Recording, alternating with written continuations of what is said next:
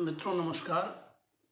मैं प्रोफेसर ब्रजकिशोर शर्मा आज आपके साथ बात करूंगा भारत की आज़ादी की लड़ाई में सुभाष चंद्र बोस का योगदान।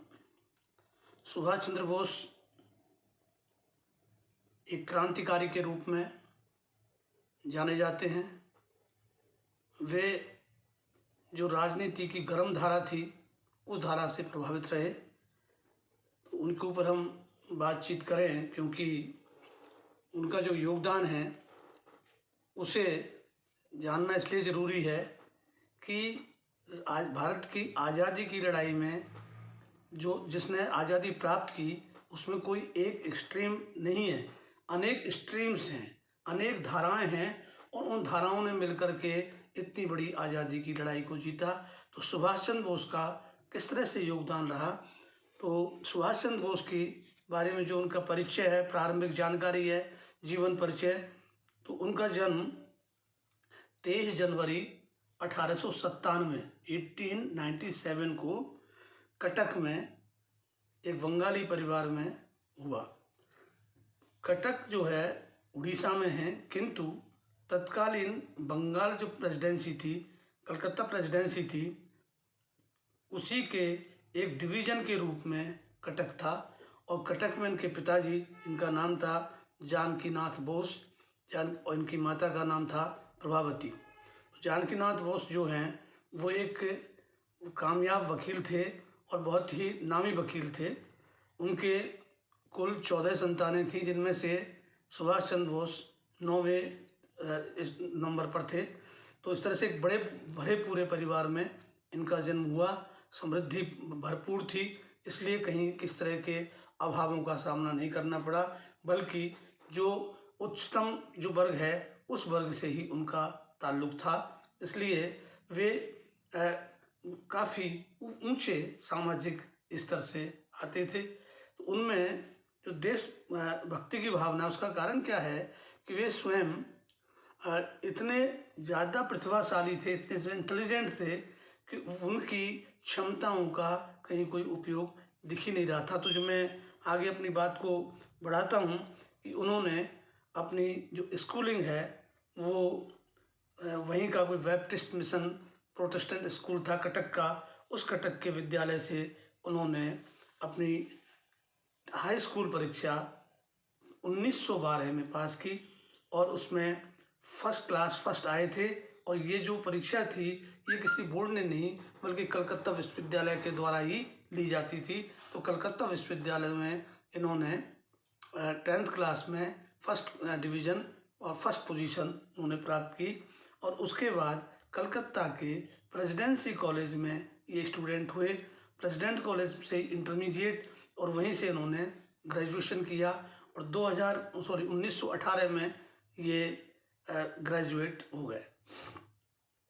कॉलेज के जीवन के दौरान, क्योंकि ये घर से अलग थे, कॉलेज में स्वतंत्र थे, तो वे ऐसे लोगों के संपर्क में आए कि जो राष्ट्रीय आंदोलन के में भाग लेते रहते थे। उनकी एक्टिविटीज़ में वो समय समय पर इन्वॉल्व होते थे, उनकी मीटिंग्स में जाते थे, उनकी सभाओं में रहते थे। तो उन्हें अपनी राजनीतिक सोच के कारण या एजिटेशंस में भाग लेने के कारण उन्हें एक बार कलकत्ता विश्वविद्यालय से निष्कासित भी होना पड़ा था। और कलकत्ता विश्वविद्यालय के उस समय एक नामी शिक्षा शास्त्री कुलपति थे आशुतोष मुखर्जी। तो आशुतोष मुखर्जी जो हैं वो इनके परिवार के पारिवारिक मित्र थे। तो कुछ उनका फेवर सीख करके इनके जो एक्सपल्शन हुआ था उसको रिवोक करा दिया, तो ये वापस अपनी डिग्री वहाँ से पूरी की। इनके पिता चाहते थे कि इंडियन सिविल सर्विस, जिसको हम कहते हैं, असल में उसका ओरिजिनल नाम था इंपीरियल सिविल सर्विसेज। तो इंपीरियल सर्विसेज जो है सबसे टॉप सर्विस मानी जाती थी और ये मानते थे कि जो ICS बन गया समझो वो स्वर्ग से उतर करके आया है। तो एक बहुत ही लुक्रेटिव, अट्रैक्टिव, बेस्ट पेइंग और मोर ऑफ उससे भी अधिक वो जो है अधिक जो उसके साथ में पावर, प्रेस्टेज सब चीज़ें जुड़ी हुई थी। तो इसलिए ये एक बहुत बड़ा सपना होता था। तो इस उद्देश्य की पूर्ति के लिए ग्रेजुएशन करने के बाद वो इंग्लैंड चले गए। क्योंकि आईसीएस की परीक्षा हिंदुस्तान में 1922 के पहले नहीं होती थी। 1921 तक आईसीएस की परीक्षा लंदन में ही आयोजित होती थी। तो ये जो हैं 1919 में के एंड में जाकर के दिसंबर में परीक्षा हुई, जिसमें इन्होंने क्वालिफाई कर लिया। क्वालिफाई करने के बाद फिर आईसीएस की ट्रेनिंग लंदन में ही होती थी। वो ऑक्सफोर्ड यूनिवर्सिटी में भी, कैम्ब्रिज में भी, oriental institute of oriental studies में भी, लंदन यूनिवर्सिटी के कुछ कॉलेजों में।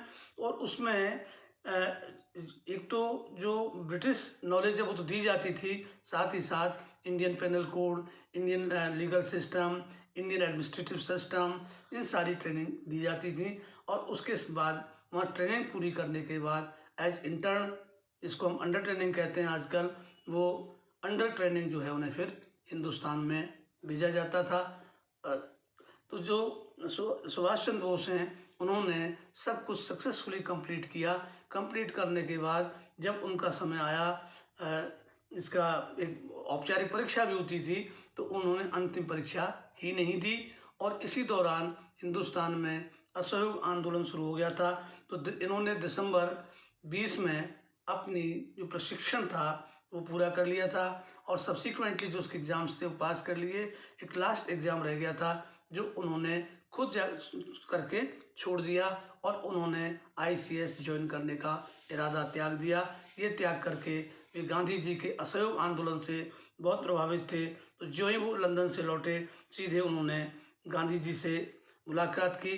16 जुलाई 1921 को वो गांधी जी से मिले, और गांधी जी से आशीर्वाद लेकर के वे असहयोग आंदोलन के भाग बन गए। किंतु 1922 में अचानक असहयोग आंदोलन को वापस लेने से सुभाष चंद्र बोस को भारी निराशा हुई, और गांधी जी से जो उनका मोह था, मोह तो वहीं भंग हो गया, किंतु वे कांग्रेस के एक अच्छे नेता के रूप में उभरना चाहते थे। तो वो ऐसे समूह थे कांग्रेस के अंदर कि जब गांधी जी ने असहयोग आंदोलन वापस लिया, क्योंकि गांधी जी के अपने कुछ अवधारणात्मक दार्शनिक सिद्धांत थे, जिसमें अहिंसा उनके लिए सबसे प्रमुख था।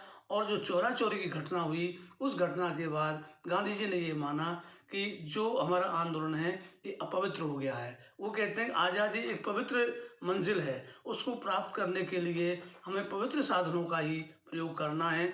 उनका अपना सोच था। तो इसमें क्या हुआ, जब असहयोग आंदोलन वापस लिया, इनको भारी निराशा हुई, और वे देशबंधु चित्तरंजन दास, जो गांधी जी से इतर विचार रखते थे, उनके संपर्क में आ गए। और उसी समय 1923 में जब स्वराजिस्ट पार्टी मोतीलाल नेहरू और चित्तरंजन दास ने बनाई, उसमें ये भी सम्मिलित हो गए, उनके साथ सहयोग करने लगे। लेकिन हुआ ये कि 1924 में चित्तरंजन दास कलकत्ता म्यूनिसिपल कॉरपोरेशन के मेयर चुने गए। उन्होंने मेयर बनते ही सुभाष चंद्र बोस को म्यूनिसिपल कॉरपोरेशन में चीफ एग्जीक्यूटिव ऑफिसर अपॉइंट कर दिया।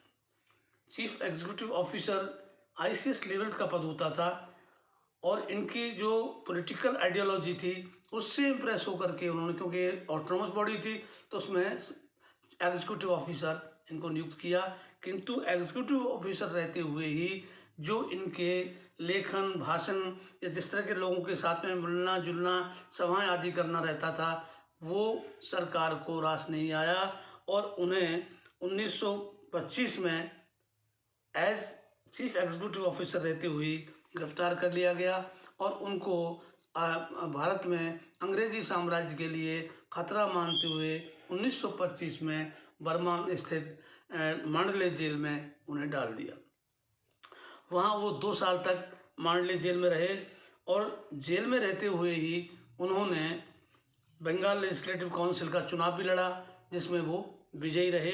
उनकी कोई पॉलिटिकल एस्पिरेशंस थी नहीं ऐसी कि भाई वो बहुत कोई इच्छा रखते हो राजनीतिक, लेकिन लोगों ने उनकी अनुपस्थिति में भी उनको चुना। 1927 में वो जेल से रिहा होकर के आए, दिसंबर 1927 में, और उसके बाद वे 1928 में नेहरू जी के संपर्क में आए।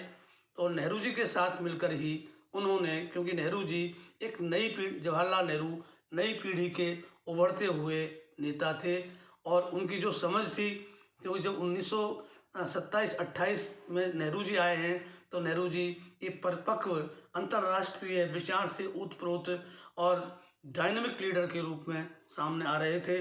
तो 1928 में जो कलकत्ता अधिवेशन हुआ कांग्रेस का, उस कांग्रेस के अधिवेशन के आयोजन का संपूर्ण भार सुभाष चंद्र बोस के ऊपर था और उन्होंने इतने बढ़िया तरीके से उसको आयोजित किया। और वहीं पर सबसे पहले जो बहुत ज़्यादा गहमा गहमी हुई, कांग्रेस जो अब तक डोमिनियन स्टेटस की बात करती थी, उसके स्थान पर पूर्ण स्वराज की मांग कलकत्ता सत्र में ही सबसे अधिक सामने आई थी। और वो ये स्थिति पैदा हो गई थी कि जो युवा क्रांतिकारी वर्ग था कांग्रेस के अंदर, वो 1928 में चाहते थे कि पूर्ण स्वराज का प्रस्ताव पास हो जाए, किंतु गांधी जी ने ये कहकर हस्तक्षेप किया कि हम अभी 1 साल का अवसर सरकार को और देंगे, यदि वो 1 साल की अवधि में हमें डोमिनियन स्टेटस भी दे देते हैं तो हम आंदोलन नहीं करेंगे। तो और ये हमारी मांग है। तो 1 वर्ष का समय दिया गया, जिसका मैं अलग उसमें समय नहीं लूँगा कि वो जो लाहौर सम्मेलन हुआ 1929 का, उसमें पूर्ण स्वराज का प्रस्ताव पास भी हो गया। तो ये पूर्ण स्वराज के बहुत बड़े समर्थक थे। साथ ही साथ ये जो इंग्लैंड में रहे, जो नेहरू जी के साथ हुआ, नेहरू जी इनके पहले इंग्लैंड में रहे, तो नेहरू जी का ये रहा कि वे वहाँ भी समाजवादियों के संपर्क में आए, ये भी समाजवादियों के संपर्क में आए। और जहाँ तक विचारधारा का सवाल है, सुभाष चंद्र बोस समाजवादी विचारधारा के समर्थक थे, जिसमें कोई धर्म, कोई जात, कोई नस्ल आदि के भेद के लिए कोई स्थान दूर दूर तक नहीं था। तो सुभाष चंद्र बोस उस अधुनातन लेटेस्ट आइडियोलॉजी को सब्सक्राइब करते थे, जो उस समय उभरते हुए विश्व में सबसे लोकप्रिय थी और जो ख़ास तौर पर मजदूरों, किसानों और युवाओं, बुद्धिजीवियों, इन सब के का मिला जुला, बुद्धिजीवी वो जो मॉडर्न बुद्धिजीवी, तो उनके जो समाजवादी विचार था, क्योंकि समाजवाद ये विचारधारा ही वामपंथी विचार है। और इस देश में क्या होता है, वामपंथ और समाजवाद में फ़र्क करने लगते हैं। समाजवाद वामपंथी है और वामपंथ जो होता है वो कोई ऐसा ब्रांड नहीं है कि ये कोई एंटी ह्यूमन है, एंटी इंडिया है। जो वामपंथ है वो होता है कि जो परंपरागत तौर तरीकों से जो चीज़ चली जा रही है उसको वैकल्पिक तरीके ढूंढना वामपंथ का काम है। वैकल्पिक व्यवस्थाएं क्या हो सकती हैं जो मोर एफिशिएंटली और ज़्यादा अच्छे तरीके से कारगर हो सकें।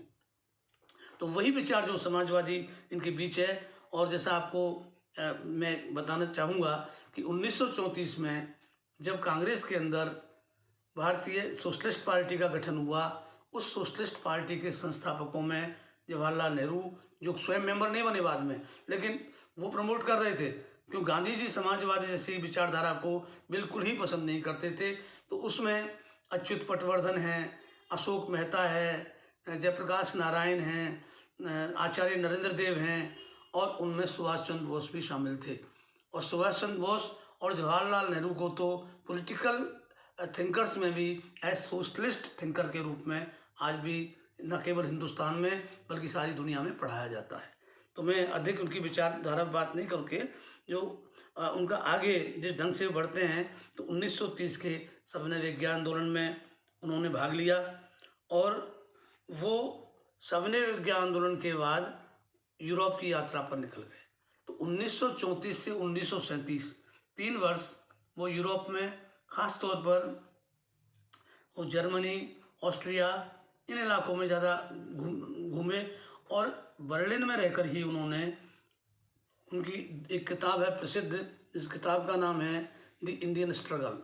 द इंडियन स्ट्रगल ये 2 भागों में लिखा गया है। एक में तो 1920 से लेके और 1934 तक का समय लिया है, और दूसरे में 1934 से लेकर के 1942 तक का समय लिया है। तो ये उनकी प्रसिद्ध पुस्तक है और इस पुस्तक को मूर्त रूप बर्लिन में रहकर ही इन्होंने दिया।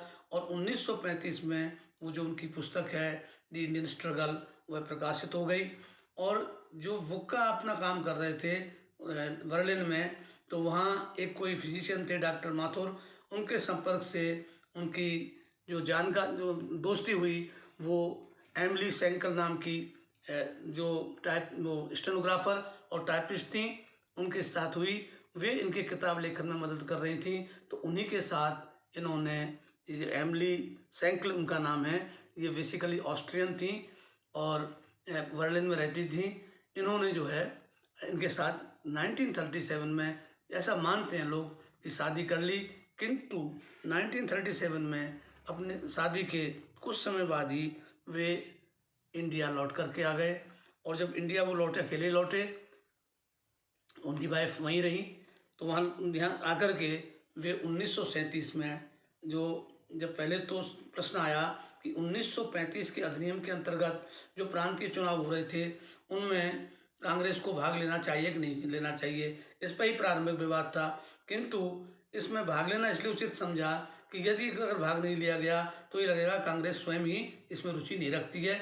तो 1937 में कांग्रेस 10 प्रांतों में से 8 प्रांतों में मेजॉरिटी हासिल करी और 2 में मुस्लिम लीग का वर्चस्व था। और एक समय बाद हिंदू महासभा और मुस्लिम लीग की संयुक्त सरकार पंजाब और बंगाल में चलती रही। वो एक अलग अध्याय है कि जो एंटागोनाइज्ड 2 ग्रुप्स थे, वो कैसे होमोजिनिटी उनमें कायम हुई।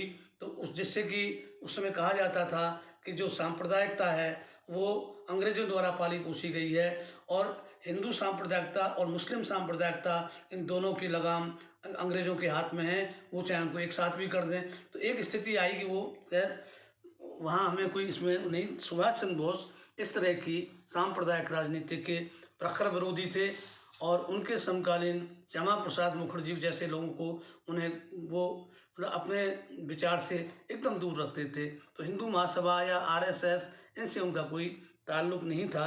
उनका खास तौर पर जो है वो था कि भारत की आज़ादी मिले और अंग्रेज़ों से मुक्ति प्राप्त हो। तो 1937 में जब चुनाव हुए, कांग्रेस को बहुमत मिल रहा था, तो ये इस बात के विरोधी थे कि यहाँ सरकार बनाई जाए। उनका कहना था कि सरकारें नहीं बनाई जाएं और अपना कोई मुद्दा लेकर, जो आज़ादी का मुद्दा है, जो पूर्ण आज़ादी का मुद्दा है, वो रख करके संघर्ष करना चाहिए। किंतु फिर भी कांग्रेस ने सरकारें बनाई। वो सरकारें बाद में 1939 में जब सेकेंड वर्ल्ड वार आरंभ हुआ तो कांग्रेस की सरकारों ने इस्तीफा दे दिया। केवल मुस्लिम लीग और हिंदू महासभा की संयुक्त सरकारें ही अंततः अपना कार्यकाल पूरा कर पाईं। कांग्रेस की सरकार 1939 में स्वयं उन्होंने बलि दे दी।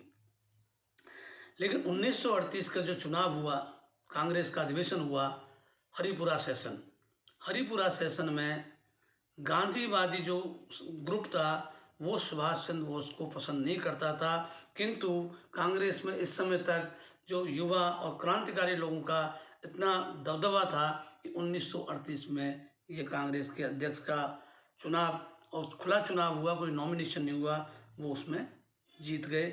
और उसमें जीतने के बाद उन्होंने अपनी आइडियोलॉजी थी कि कैसे फ्रीडम प्राप्त की जाए, तो इसके लिए वो अपना प्रयास शुरू करते हैं। और 1938 में उन्होंने खास तौर पर ये प्रश्न, क्योंकि 1938 ऐसा वर्ष था जब यूरोप में इस तरह का वातावरण बन रहा था कि वहाँ कभी भी युद्ध हो सकता है। तो युद्ध की संभावनाओं के बीच में उन्होंने कहा कि ये सही अवसर होगा यदि 2 ग्रुप, एक मित्र राष्ट्रों का जिसको अमेरिका और इंग्लैंड जिसको रिप्रेजेंट करते हैं, फ्रांस, इंग्लैंड, अमेरिका, और दूसरा ध्रुवी राष्ट्रों का जिसमें इटली, जर्मनी और बाद में जापान भी शामिल हो गया। तो ये जो समूह है, तो उस समूह के साथ मिल करके हम इस इंग्लैंड वाले के अगेंस्ट खड़े हो सकते हैं। तो 1938 में उनका ये कहना था कि जो गांधी जी की जो दार्शनिक अवधारणा है अहिंसा की, वो, और नेहरू जी की जो एक वो अंतर्राष्ट्रीय विदेश नीति के हिसाब से वो ये चाहते थे कि जो इंग्लैंड वाला एक्सिस जो ग्रुप है, नहीं ये सॉरी मित्र राष्ट्र हैं, उनको समर्थन किया जाए। क्योंकि ध्रुवी राष्ट्र जो हैं ये तीनों ही देश, 2 यूरोप के, इटली और जर्मनी, और एक एशिया का जापान, इन तीनों जगह तानाशाह शासक थे। इसलिए नेहरू तानाशाही के विरुद्ध थे राजनीतिक तौर पर। तो नेहरू तो 1938 में साफ घोषणा की सुभाष चंद्र बोस ने कि गांधी जी और नेहरू जी के ये जो विचार हैं ये कहीं जनता के आगे बढ़ने में अवरोधक पैदा नहीं करें, और जनता अगर इस दौरान समय का लाभ उठाकर आगे बढ़ती है तो वो अपनी आज़ादी की लड़ाई को तेज कर सकते हैं। और हम इंग्लैंड की सरकार को अल्टीमेटम भी दे सकते हैं कि हम जब तक पूर्ण आज़ादी प्राप्त नहीं कर लेंगे हम पीछे नहीं हटेंगे। तो 1938 में जो उनके तीखे तेवर थे उनको देखते हुए कांग्रेस में सनसनी थी और उनका समर्थन बढ़ाई।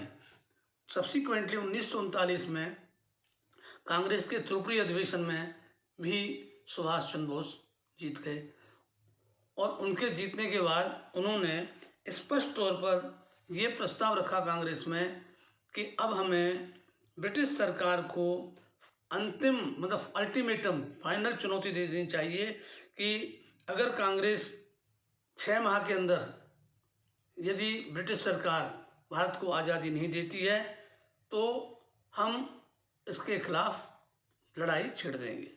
और ऐसी स्थिति में ये हुआ कि कांग्रेस में ये उनका प्रस्ताव पास नहीं हो पाया, क्योंकि इसको बहुत ही ड्रास्टिक स्टेप माना गया, इतना कड़ा कदम माना गया कि कांग्रेस में इसका विरोध हुआ। और जो ही उनका प्रस्ताव कांग्रेस में ये जो था अल्टीमेटम देने वाला प्रस्ताव जो ही टर्न डाउन हुआ, उसी के साथ उन्होंने कांग्रेस के अध्यक्ष पद से और कांग्रेस की सदस्यता से इस्तीफा दे दिया। और उन्होंने उसी समय अपने जो दल है ये फॉरवर्ड ब्लॉक का गठन कर लिया। और जो फॉरवर्ड ब्लॉक है आज भी एग्जिस्ट करता है, और फॉरवर्ड ब्लॉक जब पश्चिम बंगाल में वामपंथी सरकार थी तो उसका एक घटक दल रहा है, उसके नेता मंत्री भी रहे हैं, वो एक अलग विषय है। लेकिन फॉरवर्ड ब्लॉक जो बेसिकली बनाया गया था उसमें ये था कि हम मिलकर के जो क्रांतिकारी विचार के लोग हैं वो मिलकर के कब्जा कर लेंगे कांग्रेस पर, और फिर कांग्रेस को हम अपने हिसाब से संचालित करेंगे ताकि एक तो हम जल्दी आज़ादी की लड़ाई प्राप्त कर सकें, और आज़ादी की लड़ाई प्राप्त करने के लिए जो भी साधन हमें अपनाने पड़ेंगे वो हम अपनाएंगे। और इस समय एक अवसर वो देख रहे थे, यदि इंग्लैंड के जो विपक्ष वाला गुट है अंतर्राष्ट्रीय स्तर पर, यदि हम उनके साथ सहयोग करके अगर उनकी सैनिक मदद भी लेते हैं हमारी आज़ादी में तो कोई बुराई नहीं है। जबकि कुछ लोगों का ये मत था कि तानाशाहों का समर्थन लेकर के आप आज़ादी कैसे प्राप्त करेंगे, तो एक अलग प्रश्न है। तो यहाँ जो देखें हम कि 1939 में इन्होंने कांग्रेस से इस्तीफा देके फॉरवर्ड ब्लॉक की स्थापना की, और फॉरवर्ड ब्लॉक की स्थापना करके उन्होंने अपनी मुहिम एंटी जो इंग्लैंड थी वो उन्होंने बहुत तेज कर दी। इसका परिणाम ये हुआ कि 6 अप्रैल 1940 को सुभाष चंद्र बोस को गिरफ्तार कर लिया गया, और उन्हें गिरफ्तार करके उन्हें जो है जेल में डाल दिया, क्योंकि फॉरवर्ड ब्लॉक के नेताओं को अंग्रेजी सरकार ने अपने साम्राज्य के लिए खतरा माना। तो न केवल सुभाष चंद्र बोस बल्कि इनके साथ के और जो प्रमुख नेता थे फॉरवर्ड ब्लॉक के, उनको 1940 में ही जेल में डाल दिया। जेल में जब इन्होंने कुछ समय गुजारा तो इनको लगा कि एक ऐसी स्थिति है कि ना कोई अपराध है ना कोई चार्ज है, और फिर अंदर कन्फाइन किया हुआ है। तो उन्होंने अपने और अपने साथियों की मुक्ति के लिए जो है वो जो है अपना आमरण अनशन नवंबर 1940 में आमरण अनशन शुरू कर देते हैं। तो आमरण अनशन जब शुरू हुआ तो उसके बाद उन्हें कुछ समय बाद ये नवंबर 1940 में उन्हें जेल से मुक्त कर दिया गया। जेल से मुक्त तो वो हो गए, किंतु उनको कड़ी पुलिस की निगरानी में रखा जाने लगा। तो वे बच कर के निकल कर के 1941 में वो 1941 में वो पहले तो सबसे पहले 17 जनवरी 1941 को वो भागते हैं। तो भारत से बच कर के खिलजी पठान की वेशभूषा धारण करके वे काबुल पहुंचते हैं, और काबुल से वो मास्को होते हुए बर्लिन पहुंचे, और बर्लिन में उन्होंने 29 मई 1941 को हिटलर से मुलाकात की, और हिटलर के साथ अपनी योजना को पूरी तरह से विस्तार से डिस्कस किया, जिसमें हिटलर ने उसे समर्थन देने का वादा किया। उन्होंने कहा कि यदि हम स्वतंत्र भारत की सरकार घोषित करते हैं तो उसको मान्यता जर्मनी दे देगा, इटली भी दे देगा। तो इस तरह के एश्योरेंस जब उनको मिल गए तो वे काफ़ी उत्साहित रहे। और 1941 में जब वो बर्लिन पहुँचे तो अपनी पत्नी के साथ वापस वहाँ रहे। और इस दौरान उन्होंने अपने जो उनकी समझ ये थी कि एक इंडियन आर्मी बनाई जाए जो भारत की आज़ादी के लिए युद्ध कर सके। तो उसकी तैयारियों में वो जुट गए और वो जुट के वहाँ रहते हुए उनके 1942 में उनकी एक पुत्री भी पैदा हुई जिसका नाम अनीता बोस काफ़ी नाम प्रचलित है। वो इंडिया में लगभग नहीं रही, वो अधिकांश यूरोप में ही रही। तो उनका जन्म हो गया था। इधर क्या हो रहा है, एक दूसरा डेवलपमेंट हो रहा कि जो रास बिहारी बोस एक समय के बड़े क्रांतिकारी थे, वे जापान में रह रहे थे और जापान में रह कर के वे भारत की आज़ादी की लड़ाई के लिए काम कर ही रहे थे वो तो लगातार। लेकिन जब हिटलर से सुभाष चंद्र बोस की मुलाकात हुई तो तभी सुभाष चंद्र बोस ने एक ब्रिटिश विरोधी जो खेमा है उसके सहयोग से आज़ादी की लड़ाई को लड़ने का जो प्रस्ताव रखा। तो ये समाचार रास बिहारी बोस तक भी पहुंचा। तो रास बिहारी बोस ने अपने जापान में भारत की आज़ादी का संगठन बनाने के लिए अनुकूल स्थिति पा करके तो उन्होंने इंडियन इंडिपेंडेंस लीग का गठन किया। और इंडियन इंडिपेंडेंस लीग का जो इनका संगठन था वो उन्होंने रास बिहारी बोस इसके अध्यक्ष बने और उन्होंने उसे एक कॉन्फ्रेंस करके और उसको एक संगठन का रूप प्रदान करके उसमें साथ ही साथ एक जो है इंडियन नेशनल आर्मी बनाने की बात भी की गई। तो ये सारी योजना जापान में रास बिहारी बोस कर रहे थे। जापान में उन्होंने काफ़ी तैयारी की। तो उनके संदेश के बाद सुभाष चंद्र बोस जापान पहुंचना चाह रहे थे, लेकिन बर्लिन से जापान पहुंचना कोई आसान स्थिति नहीं थी। तो वे जर्मन और जापानी पनडुब्बियों के माध्यम से वो जो हैं 1943 में मई 1943 में ये जापान पहुंच जाते हैं। और जापान पहुंच कर के जो इंडियन इंडिपेंडेंस लीग है उसके वो अध्यक्ष बने। और साथ ही साथ जो इंडियन लिबरेशन आर्मी जो जिसका संगठन स्वयं रास बिहारी बोस शुरू कर चुके थे, क्योंकि 1942 में ये जो इन्होंने जो तैयारी की है उसी समय क्या हुआ है कि ये जो हैं जापानी जो सेनाएं हैं वे भारतीयों की सेना भर्ती करने में आर्थिक और दूसरी जो उनकी टेक्निकल हेल्प है, ट्रेनिंग वगैरह है, उसमें मदद कर रहे थे। तो 1943 में पहुंचने के बाद सुभाष चंद्र बोस जो है वहाँ का नेतृत्व संभालते हैं और वो नेतृत्व संभालने के बाद वे बड़ी तेज़ी के साथ इस संगठन को आगे बढ़ाते हैं। इसी बीच क्या हुआ है कि मलाया पर आक्रमण हुआ जापान का, वहाँ ब्रिटिश सेनाएं हार गईं और ब्रिटिश सेनाएं वो थीं जो भारतीय ब्रिटिश सेनाएं थीं जिसमें भारतीय सैनिक थे। उस सेना में एक कैप्टन मोहन सिंह थे जिन्होंने जापानी फौज के सामने आत्मसमर्पण कर दिया था और उन्हें आत्मसमर्पण के बाद जापान लाया गया। तो वहाँ ये योजना बनी कि इनको कैप्टन मोहन सिंह को भारत की आज़ादी की लड़ाई के लिए जो फौज संगठित की जा रही है उसके साथ जोड़ दिया जाए, उसका काम इनको सौंप दिया जाए। तो मोहन सिंह जो हैं उन्होंने आज़ाद हिंद फौज का संगठन आरंभ किया और उन्होंने काफ़ी मतलब उसको विस्तार किया। आप ये देखें कुछ ही समय में इनकी जो संख्या है इनकी सेना की 16,000 सैनिकों का एक संगठन तैयार कर लिया था। तब तक जब ये तैयारी कर रहे हैं तो तभी तक ये आए नहीं है सुभाष चंद्र बोस, तो 43 में आ रहे हैं और इन्होंने सेना जो है 42 में ही बना ली। 42 में ही इंडियन इंडिपेंडेंस लीग रास बिहारी बोस ने बनाई और उसी के साथ में ही इस सेना के गठन का आरंभ कर दिया था। और इसका तीव्र गति जो उसको मिलती है वो 42 के अंत तक ये सेना खड़ी हो गई। किंतु बाद में कैप्टन मोहन सिंह, रास बिहारी बोस इन दोनों के जापानियों के साथ कुछ मतभेद हो गए।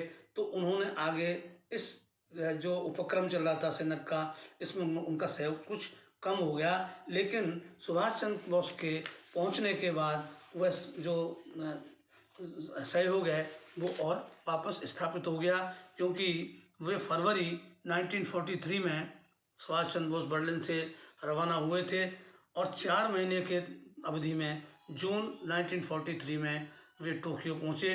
टोक्यो पहुँच करके उन्होंने सबसे पहले जो वहाँ के प्रधानमंत्री थे जापान के तोजो से मुलाकात की, और तोजो ने इनके साथ बातचीत करने के बाद जो जापानी संसद है डाइट, उस डाइट में एक प्रस्ताव पास किया कि भारत में से अंग्रेज़ों को निकालने के लिए भारत का जो स्वतंत्रता आंदोलन है उसको जापान की सहायता दी जाएगी। तो संसद से प्रस्ताव पास होने के बाद सुभाष चंद्र बोस ने अपनी गतिविधियां तेज कर दी, और वहाँ से सुभाष चंद्र बोस जो हैं ये वैसे तो इसमें सिंगापुर पहुँच कर के उन्होंने ये जो लीग है इनकी, इंडियन इंडिपेंडेंस लीग और INA, इनके का हेडक्वार्टर बनाया सिंगापुर में। और सिंगापुर क्योंकि वो भारत के नज़दीक था और भारत की जो उत्तर पूर्वी सीमाएं थीं वो वहाँ से काफ़ी नज़दीक थी। बर्मा बहुत ही पास था, और बर्मा तो ब्रिटिश इंडिया का ही लगभग हिस्सा था, और साथ में नॉर्थ ईस्ट का हिस्सा काफ़ी नज़दीक था। तो ये जो हैं सिंगापुर में अपना हेडक्वार्टर बनाते हैं, और वहाँ से ये फिर अपना एक नारा देते हैं, दिल्ली चलने का नारा वो सिंगापुर में ही दिया था। और जो हिंदुस्तान की आज़ादी के समर्थक उनके साथ थे, जो इंडियन नेशनल आर्मी के में भी थे, और अदरवाइज जो उन्होंने क्या है कि उसी समय सिंगापुर में प्रोविजनल गवर्नमेंट का भी 1943 में ही लगभग गठन कर लिया था, और उस गठन को उसके आधार पर ही वो अपने जो है चार्ज इस आज़ादी की लड़ाई का लिए।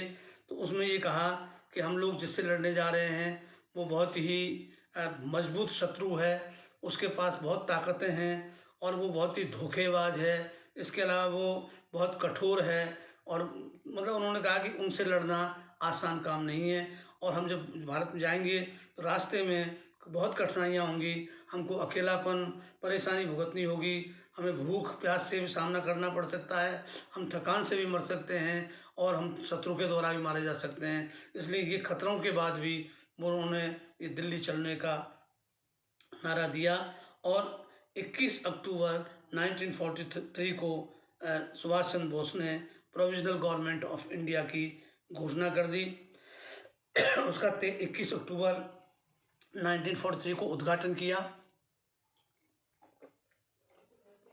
अपना मंत्रिमंडल बनाया, और वो ये जो है खुद हेड ऑफ द स्टेट, खुद ही प्राइम मिनिस्टर और supreme commander of Indian national army हुए।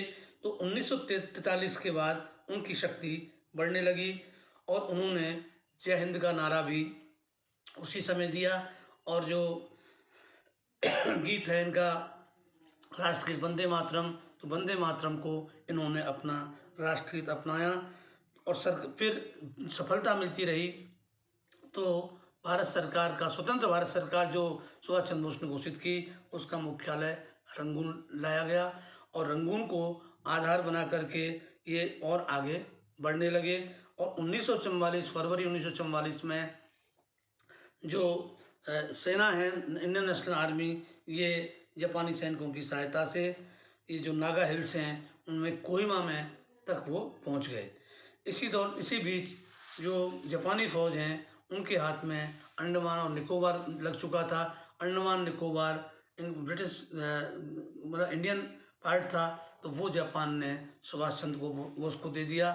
सुभाष चंद्र बोस स्वयं अंडमान निकोबार की विजिट करने भी गए, उसका उन्होंने वहाँ विजिट किया, और उन विजिट के बाद अब ये जो परिवर्तन होने लगता है कि मार्च 1945 के बाद जो जापानी ग्रुप है, जो ये ध्रुवी राष्ट्र हैं, ये ध्रुवी राष्ट्र कई मोर्चों पर फेल होने लगे। उसका उल्टा प्रभाव इंडियन नेशनल आर्मी पर भी पड़ा, और मई 1945 के अंत तक इंडियन नेशनल आर्मी लगभग बिखरने की स्थिति में आ गई। और इसके बाद जो इसके सैनिक थे वो जगह जगह बंदी बनाए गए।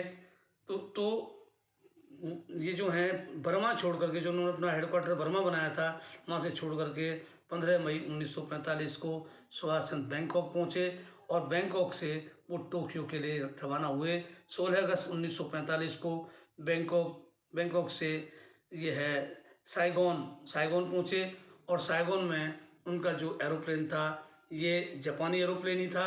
वो जापानी एरोप्लेन वहाँ लैंड किया और 2 घंटे के बाद वो फिर वापस रवाना हुआ। लेकिन कुछ ही 18 अगस्त का ये घटना है, 18 अगस्त 1945, और कुछ ही मिनट में उस एरोप्लेन में आग लग गई, प्लेन क्रैश हो गया और उसमें एक उनके साथी और थे, हबीबुर रहमान, वह भी मारे गए। लेकिन उनके मरने के बाद और ख़ास तौर पर आज़ादी के बाद एक ये भ्रम फैलाया गया कि सुभाष चंद्र बोस कहीं साधु के रूप में हैं, कहीं किसी के रूप में हैं। ये सब बेकार के कपोल कल्पित कहानियाँ गढ़ी गई। लेकिन जनमानस में सफाई कैसे दी जाए, इसके लिए कई आयोग भी बने, कई कमेटियाँ भी बनी, लेकिन कुछ भी हाथ नहीं आया, क्योंकि वो जो घटना है वो 18 अगस्त 1945 की उनकी डेथ होती है। और इधर जो इंडियन नेशनल आर्मी के सैनिक हैं वो भारी संख्या में गिरफ्तार हुए। उनके खिलाफ लाल किले में मुकदमा चला। उनके मुकदमों की पैरवी जो है ख़ास तौर पर ये जो हैं तेग बहादुर सप्रू और जवाहरलाल नेहरू, इन लोगों ने उनके लिए वकालत की। ये ठीक है कि इंडियन नेशनल आर्मी का भी दमन हो गया, लेकिन उन्होंने एक ऐसा वातावरण पैदा किया कि 1945 के बाद हिंदुस्तान में जगह जगह सैनिक विद्रोह की स्थिति पैदा हो गई। 1946 में रॉयल ये नेवी का विद्रोह हो गया इंडिया में, और कई जगह सेनाएं हथियार उठाने से मना कर दी। तो जो वातावरण इस इंडियन नेशनल आर्मी और सुभाष चंद्र बोस के जो कार्यक्रम जापान से पूरा बर्लिन से लेकर जापान, यूरोप से लेकर एशिया तक, ये जो पूरी उनकी घटनाक्रम था, उनसे हिंदुस्तान के युवाओं में, फ्रीडम फाइटरों में इतना जोश था कि ये बात भलीभांत समझ ली गई थी सेकेंड वर्ल्ड वॉर के बाद कि अब इस देश को, भारत को अधिक दिनों तक गुलाम बना करके नहीं रखा जा सकता, इसे आज़ादी देनी होगी। तो 1945 के बाद इंग्लैंड ने लगभग ये तय कर दिया कि अब जो है भारत आज़ाद होगा। तो जो सुभाष चंद्र बोस की पार्टी फॉरवर्ड ब्लॉक, उसके बाद उनकी इंडियन इंडिपेंडेंस लीग और इंडियन नेशनल आर्मी, इन सब का जो मिला जुला क्यूमुलेटिव इफेक्ट है, उसमें हम देखते हैं आज़ादी की लड़ाई में एक बहुत बड़ा योगदान दिया। धन्यवाद।